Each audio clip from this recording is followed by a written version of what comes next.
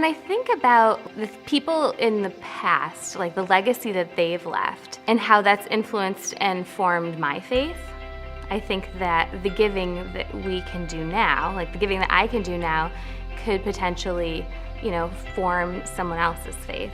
A building in and of itself isn't the gospel, but it is a tool to be able to facilitate reaching more people with the gospel. I've seen the need for more space, for nicer space, just in such a great way to meet the needs of our kids, the growing number of kids, and I'm really excited to see it happen. But not only for our own kids, but for the benefit that's going to have for the community. One person can do only so much, but when you put a bunch of people together with a larger cause, something like this, I think it's more than just the expansion of the children's wing that we're going to be singing, but we're also going to see lives come to know the Lord in a special way too. And I think that when multiple people can come together with a bigger cause or bigger picture, that's something that's inspirational to me. Everyone who comes to this church and enjoys the opportunity that this church provides and the feeds from this church, I think it's important for us to join in and contribute to this new addition, because it's not somebody else. It's not somebody else's project. It's ours. It comes from us. As a millennial, we haven't, financially, we're not all in the best position, and as a single person, you're not in the best financial position. I think it's easy for people in my position, single people, millennials, young adults, to kind of think like that's the job of the people who are married or financially secure or have children, to give to this type of initiative.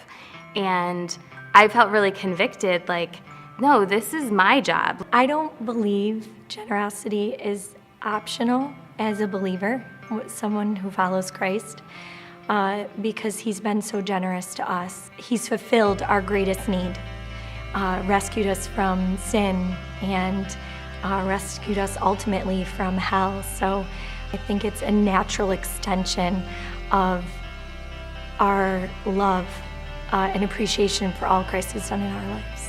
I want to be in compliance with God. I want to be aligned with Him. I want my heart to be His heart, and so we have to give.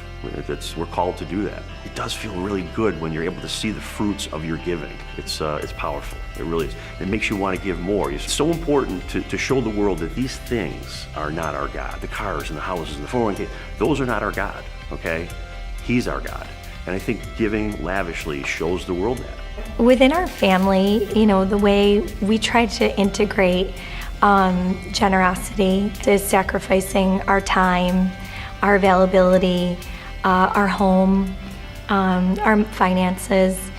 So we're constantly trying to have those discussions with our own children, but it just being a natural extension of how we live our lives. I think giving our best means really giving the most valuable part of who we are, and I think that the most valuable part of who we are is what Christ has done in us.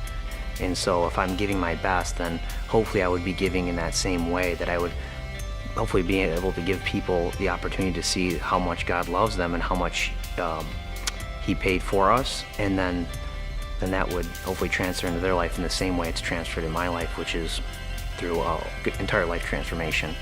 Really, I think generosity it grows and it gains energy as we reflect on all that we've been given. And I can't help but think that God has already given us everything He has in His own Son. That now it's our responsibility and it's our privilege to respond to that with generous living, generous giving, generous investing of our gifts. And so our generosity is not something that we're trying to work up the willingness. It's simply reflecting on all that we have and allowing it to overflow. It's fruitfulness in our life.